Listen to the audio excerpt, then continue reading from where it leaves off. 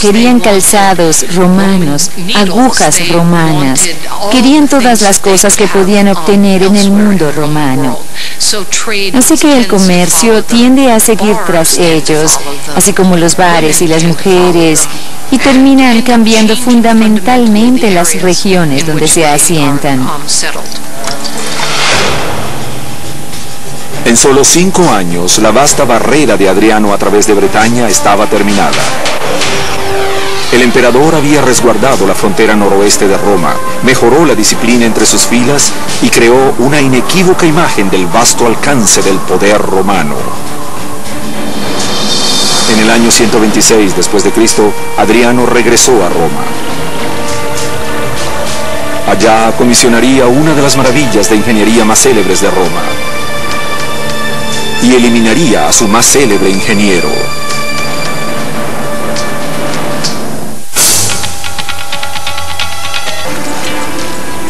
En el año 126 después de Cristo, el emperador Adriano regresó a Roma luego de una gira de inspección militar de 5 años en la frontera romana.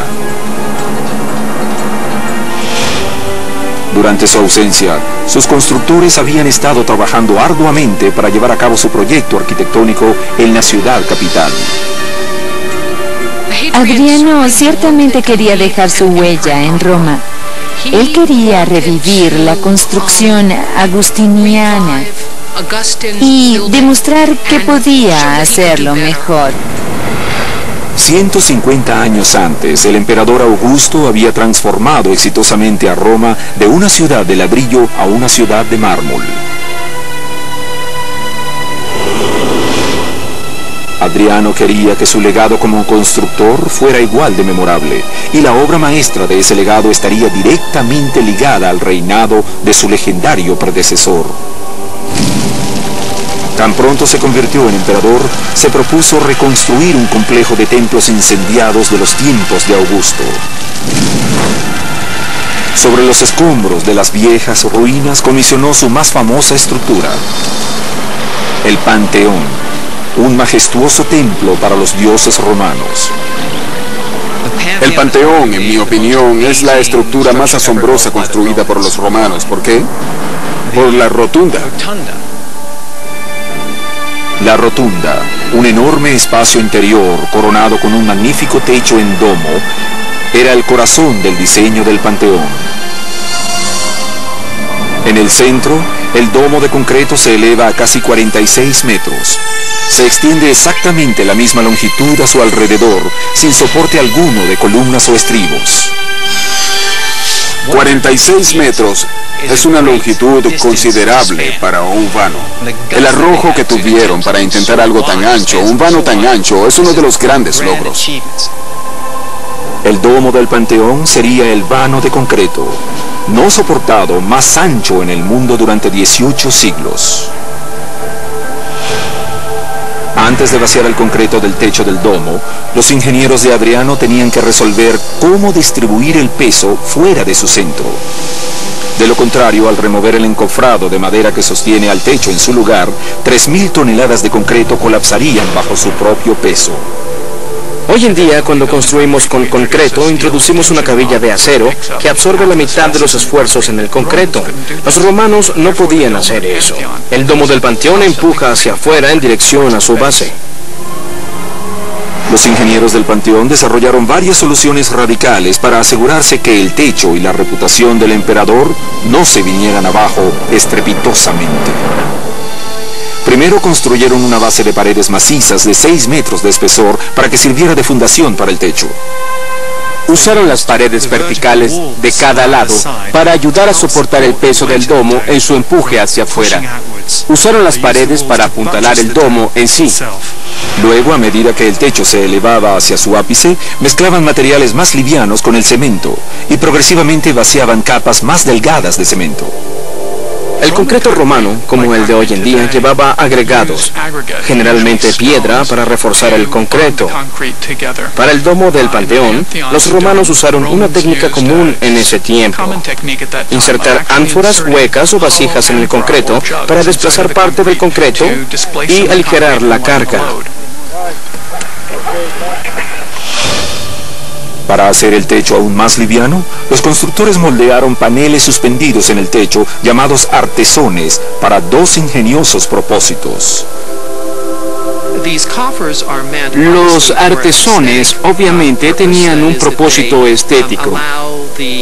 Es decir, le dan un toque decorativo a la superficie del domo, pero al mismo tiempo sirven para reducir la cantidad de concreto necesario para el domo en sí.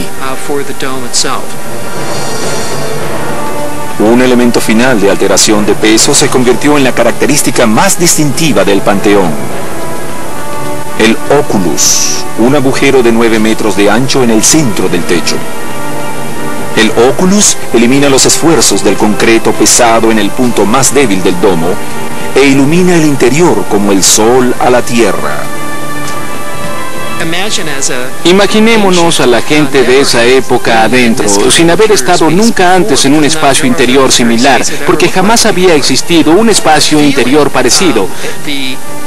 Sintiendo el aspecto religioso del interior en sí, un edificio que fue dedicado a todos los dioses. Los ingenieros del Panteón buscaban la perfección y casi la logran. Pero hay un misterioso detalle en el diseño que aún desconcierta al mundo moderno.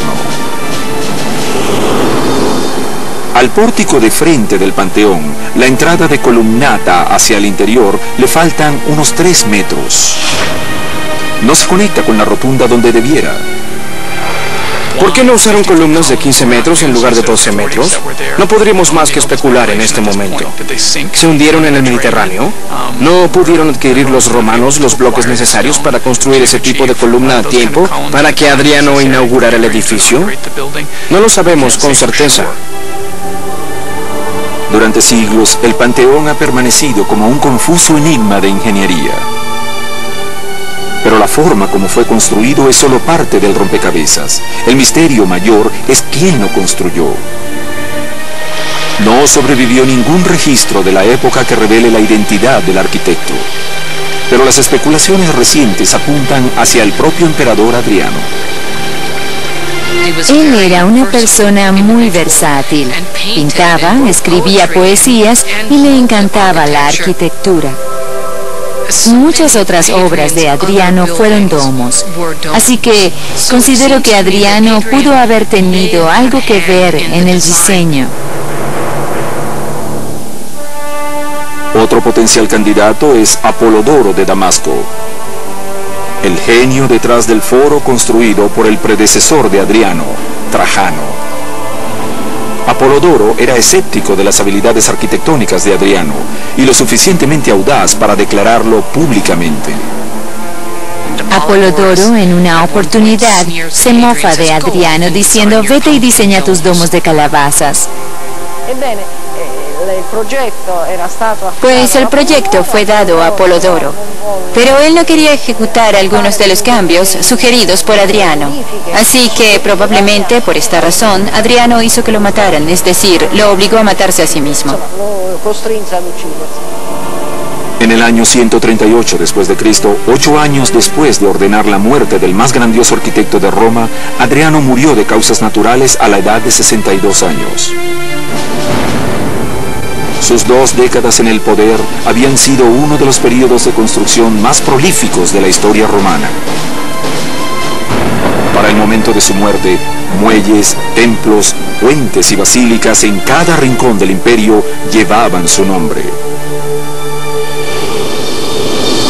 Pasaría casi un siglo para que otro emperador comisionara uno de los logros de ingeniería más grandiosos de Roma y enrumbara al imperio a su autodestrucción.